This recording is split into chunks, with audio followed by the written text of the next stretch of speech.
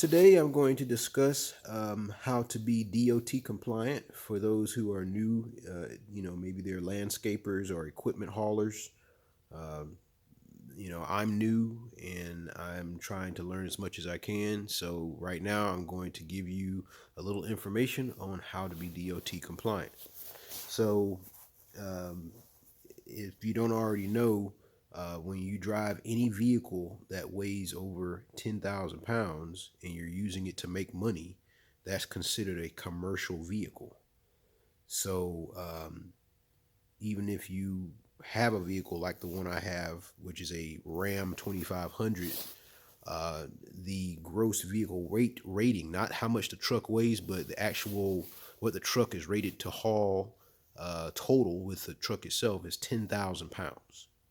So this truck by itself technically is not a commercial vehicle because it's rated right at 10,000 pounds. But if I hook a trailer up to this truck and I'm making money with this truck is considered a commercial vehicle. Uh, and some people have dualies, and just so you know, any dually most of the time is going to be rated more than 10,000 pounds. So let's say you're riding around in an old dually and you're making money in that truck. Legally, you are a commercial vehicle and you have to abide by DOT regulations. So, what does it mean when you have a commercial vehicle?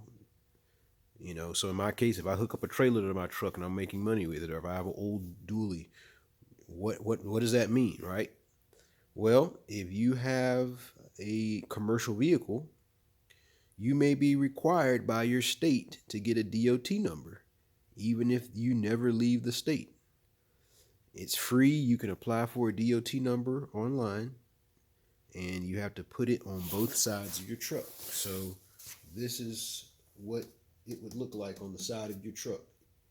In the state of Georgia, you have to have the name of the company and you have to have US DOT and the number that you've been assigned, along with the GA on the end of it. Um, it's something that is required. You can be fined if you do not have it on the side of your truck. It's only required on the truck, not the trailer. So it is required. Um, if you're over 26,000 pounds, again, we have to add up the weight of the truck and the trailer. So the truck is rated, not what it weighs, rated at 10,000 pounds. And that's going to be on the door jamb, gross vehicle weight rating. Same thing with a trailer, weight rating 10,000 pounds. If it's more than that combined, you will need a DOT number. One thing I also want to mention too is that whatever I'm talking about, this is based on federal standards. Your state may differ slightly from federal standards. You will have to check with your state to make sure you're complying with their laws. So I'm only talking about federal standards as this video is being made. Of course, something could change. I could be wrong about something. You'll have to do your own research. So yeah, just do your own research, but this is kind of the basics of it. So the next thing that we'll discuss is, do you need a CDL license or not? So again, I'm talking based on the information that I've gathered from Georgia. And so I have this chart that I've downloaded from Georgia's Motor Carrier Compliance Division of the Department of Public Safety. They are basically the weight station police, or the DOT cops, if you will. So in most cases, if your vehicle that's towing, or the vehicle that you're driving, is over 26,000 pounds, you'll need a CDL license. Um, so the way that would work is, if you're towing, usually it's going to be a Class A. If you're not towing, you'll need a Class B license. But for the most part, uh, you will need a CDL license. Where the question comes in is, how much can you actually tow with the vehicle without needing a CDL license? That's where it kind of gets a little confusing. So, for example, you can have a 3/4 ton truck that is rated at 10,000 pounds. Theoretically, you could pull a trailer up to 16,000 pounds for a combined weight rating of 26,000 pounds and not need a CDL license. So in that case, you're looking at the total combination with a trailer up to 16,000 pounds, because most cases at 16,000 pounds, you're not going to have a truck under 10,000 pounds pulling that. So total 26,000 pounds, the trailer up to 16,000 pounds or more, just as long as it's not over 26,000 pounds. Now, where the 10,000 pound trailer weight limitation comes in is if your combined load is over 26,000 pounds. At that point, your truck can be up to 26,000 pounds and still be able to pull a trailer. The limitation on the trailer would be 10,000 pounds. So theoretically, you could have a 26,000 pound truck with a 10,000 pound trailer. So as long as you're under 26,000 pounds on the towing unit, on the part that's actually doing the towing, you don't need a CDL license. And the trailer can't be more than 10,000 pounds. So that's your limitation. The trailer can be up to 10,000 pounds, but not over 10,000 pounds, because your total is over 26,000 pounds and your truck has a limit of 26,000 pounds. Okay, so now that we have it out of the way, whether you need a CDL license or not, that's going into another video, but we basically established whether you really need one or not. The next thing we kind of want to look at is, we know we're a commercial vehicle, so what else do we need now? The next thing we need is what is known as an annual DOT inspection. So some states require an inspection of regular passenger vehicles every year. In Georgia, we used to do that a long time ago, but we don't do that anymore. But the feds require it, and the state of Georgia requires it, even if you don't travel outside your state. So this is the annual vehicle inspection report. You can go to any truck stop that has like a mechanic on duty. Usually they can fill this out for you. It's an annual DOT inspection. You have to do this. This is what is known as a level 1 inspection, basically. But I think it's like $50 to $100. You have to have it done, have to have this filled out. The vehicle itself has to have it, and the whatever you're towing has to have it as well. Now, I'm not sure what the limit is on that. I don't know if a little utility trailer would pass as that being required or not, but I know on my trailer, it's a 14,000 pound trailer. I just go ahead and have it done. I know you're supposed to have it on the tow vehicles. Once you pass that inspection, you will now receive a inspection label like this, and they will sign the label, and they will put your DOT number on it, and then you have to keep it with you at all times, along with the report that was filled out, which is here. So once that's filled out, sometimes I know a lot of truckers, they put that on the side of the truck itself. I just go ahead and put it on my trailer, and I have the other one for the truck. I keep that inside my truck. It's a good idea to keep a folder with all of your information inside of it. That way you can easily pull it out if needed, if you're stopped.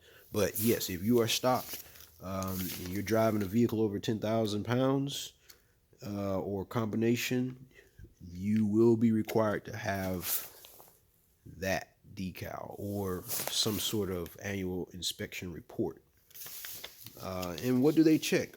Well, they check the brake system. They're checking for leaks. They're checking the exhaust system. Check engine light can't be on.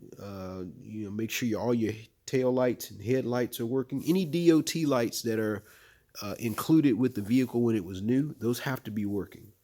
On the trailer, you have to have your reflective tapes on the trailer. Anything that's reflective, the trailer has to have reflective tape on the side of it. They're checking, seeing if there's any suspension problems. If you got any rotted out, rusty frames that can fail you. Tires, tires is a whole other video. I mean, I know there's information regarding the tread of the tires, but you'll have to look into that. I'm not going to go down into that rabbit hole, but basically, I mean, use common sense. Obviously, if your tires are dry rotted and cracked and bald, you're probably not going to pass that annual inspection. Same thing with the mirrors. Your mirrors can't be broken. Can't have damaged, rims that look like they may, let loose on somebody. Windshields, I think you can't have over a certain size crack on your windshield. I mean, honestly, it's best to just get it replaced so that you don't have to worry about getting failed on it.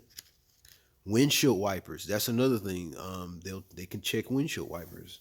And I would make sure that the washer fluid and windshield wiper washer fluid pump is working. Make sure your defroster is working. All of that is in the annual inspection report right here. This is actually can be downloaded from the website. You can download it and check all of this out. So exhaust, couplers, steering, tires, frames, wheels, windshield, any of this stuff could get you failed. So yeah, you want to make sure that's done. And one thing I will mention is that every so often you should go and have your vehicle weighed. So you can go to a truck stop, the same truck stop you might have went to get your sticker. You can go to a truck stop and have your vehicle weighed. So this is CAT scale. They have these out at the different truck stops. Cat scale. You can go to catscale.com. I think it's catscale.com. Yep. And it will tell you what your weights are. You need to know this because under no circumstances should you ever overload your axles on your vehicle. Ford and Stellantis, I'm not sure about GM, probably they probably do. They publish towing guidelines every year that list the maximum axle weight rating, the limits. That's known as the gross axle weight rating, or GAWR. They post that on their website, and you need to know what your axle weighs, or what's currently over the axle, and then from there subtract what Ford, Stellantis, or GM, or whoever your truck is made by, what they say the maximum weight rating is, and take this number off of it, and that tells you what you have remaining. So for example, when I went on the scale here, I went on the scale with my 14,000 pound trailer. My axle from Stellantis Ram, it is worth 6,500 pounds. So I cannot exceed 6,500 pounds if I go over this scale. My axle with my trailer hooked up in the back was drive axle, 4,060 pounds. So that means that I can load another 1,740 pounds in the bed of the truck before I am considered overloaded. And if I were to get pulled over by a DOT officer, they do have scales. They can pull the scales out and tell you to drive over the scale, and you can get a nasty fine if you're overweight. So you always want to know by going to a scale how much your truck currently weighs, and never exceed the axle ratings as published by GM and Stellantis and Ford and all those other manufacturers. My front axle is worth, I want to say it's worth, I think it's 6,000 pounds, but I'm not worried about that. I'm not putting anything over that. But the rear axle, especially on these 3/4 ton trucks, can easily get overloaded, especially if you're hauling stuff. That's why a lot of people, they like to go with the dualies, so because you can put more weight on the back of the dually and not get overloaded. But then that puts you in CDL territory if you're hauling a heavy trailer behind you. So that's something to keep in mind. Make sure you get yourself weighed. and don't be overloaded. That's just part of what I would consider an inspection. Make sure you're not overloaded. One thing also about getting an inspection is your towing trailers. When you're towing your trailer, is make sure your backup battery for your brakes are working. That's something they will check. You got to make sure that battery is working properly, or else they can fail you on that for your emergency breakaway kit. Um, so yeah, that's something to be looking at. So the next thing we're going to look at is the DOT items that are required. So as you can see here on this table, I have all my items that are put on the table. You are required to have a fire extinguisher. It has to be mounted in an easily accessible place in your truck. You can go back and look at one of my videos on how I mounted my fire extinguisher in my truck. You're required to have at least 5 BC for non-hazardous, but 10 is recommended, which I believe that is a 10. And honestly, it's best to have one or two of them. You might also want to look into a non-corrosive fire extinguisher if you know you're dealing with very expensive equipment. They do make non-corrosive versions of fire extinguishers. So you need to have spare fuses, which is right here. So I have my fuses. Double check, make sure you get a kit of fuses that includes all the fuses that would be necessary if you're stuck somewhere because you blew a fuse. When I first bought this truck, it was kind of interesting because when I went to try to tow with it, none of the lights worked.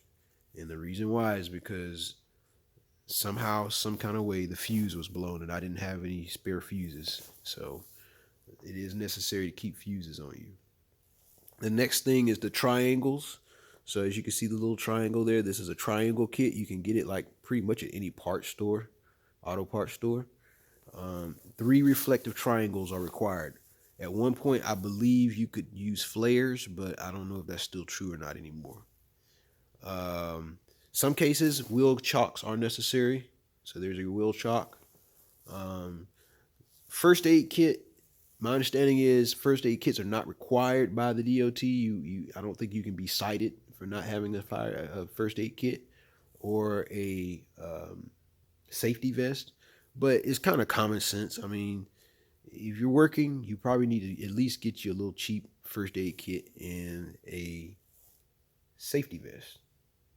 And the DOT numbers, like I was saying before, you are required to have DOT numbers. You can be fined for not having DOT numbers. Some states it's $500. Some states it's $300. I believe Georgia is $300. I think Florida's $500.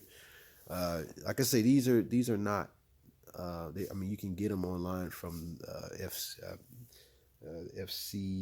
think it's FC. FMCSA's website. They have it available, so you have to have that. The next thing we will talk about is the medical card. So yes, in addition to all these items you see on the table and your annual inspection card, you will need a medical card. So not only are you is your truck being inspected, but you are being inspected as well. So if you're driving a vehicle over 10,000 pounds or a combination thereof, you will need a medical card. So how do you get this medical card?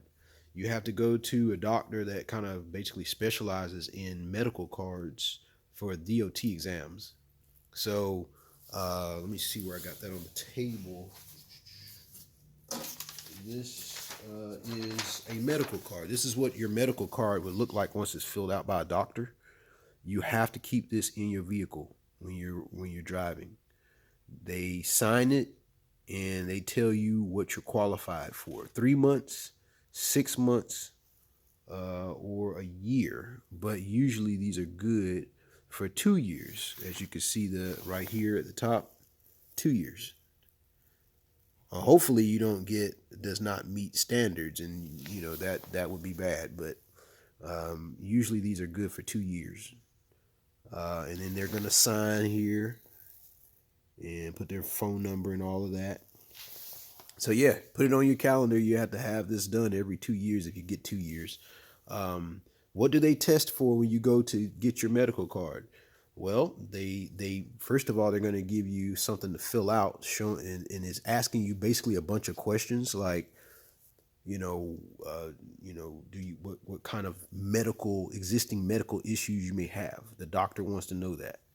Um, they're going to then ask you to do a sight test. So, you have to look at the board and, from a certain amount of feet away, and you got to read the letters on the wall, and they get smaller and smaller and smaller. You have to read those letters. And me personally, I was having trouble with that, so I needed to use glasses. Now I have glasses, I don't have to worry about it no more. But that is something that you can be written a lower level medical card for because you can't read from a distance. The next thing they're going to check for is your hearing. That's pretty simple. I mean, I think they just basically see can you hear from both ears. Um, they will do a urine test for uncontrolled diabetes. I don't know what the levels are that make them determine whether or not you're ineligible. I don't know, but I know they do a urine test. They do a blood pressure test where they put the cuff around your arm and inflate it, and they're basically looking for uncontrolled blood pressure. So the thing about that is that there's different levels, and that's kind of what determines. I won't say that's exactly what determines it, but it most definitely can override everything else.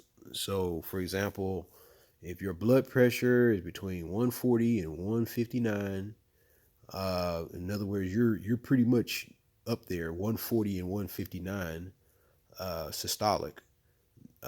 They will knock you down to a 1 year permit. So you'll have to come in every year because your blood pressure is 140 and up. So that's kind of considered elevated, basically. Um, if you are at 160 to 179, you're going to be written a 3 month permit. So you're gonna have to probably come in every 3 months, and I'm not sure. I don't know what the limit is on that. I don't know if you can just keep coming in every 3 months. I'm not sure. Again, you have to do your own research. But yeah, 160 to 179, you're gonna get a 3 month permit. If you're over 180, personally, I mean, if you're over 180, you're probably in an emergency situation. You need to go to a hospital. Um, I don't even think I hit that running. But yeah, 180, you need to go to a hospital, and yes, you will fail. You will fail. You will not get a medical card if you're at 180 and up. So yeah, that's it with the medical card. You have to keep it. When you get pulled over, they can ask for this along with a CDL if you're over 26,000 pounds, and they want to see that too. So yep.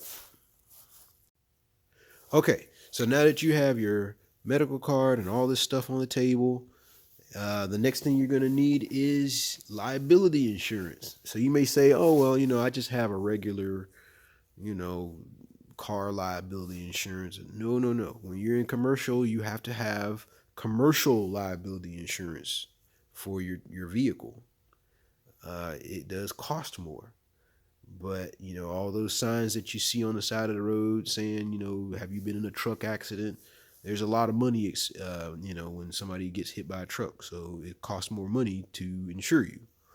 Um, Again, as of this video, I mean, you really would have to do your own research, make sure you have the right insurance, and get in touch with um, your insurance broker on that. Um, but yeah, you got to have commercial liability insurance. So the next thing I'm going to talk about is logging. So unlike a regular car where you drive around all day, every day, unfortunately, when you have a commercial vehicle, again, over 10,000 pounds, you're making money with it. Um, in some cases, you may be required to log with an electronic logging device that plugs into the OBD port. That, basically you can tell it what you're doing, when you're doing it, it's basically to get away from books. But what's interesting is that if you don't drive more than 150 miles away from the same location every day, your starting location, like your business location, you may be exempt from using an electronic log system, and you're basically only going to be required to use a daily log book. So even though you're exempt from an electronic logbook, if you drive a vehicle over 10,000 pounds in commercial service, technically you are required to keep logs. The daily log is basically where you walk around the vehicle and check all of these things. And if you are pulled over, they can ask you, are these logs somewhere where they can be found? My understanding is they don't. I think the daily inspection log does not have to be on you, but it has to be documented.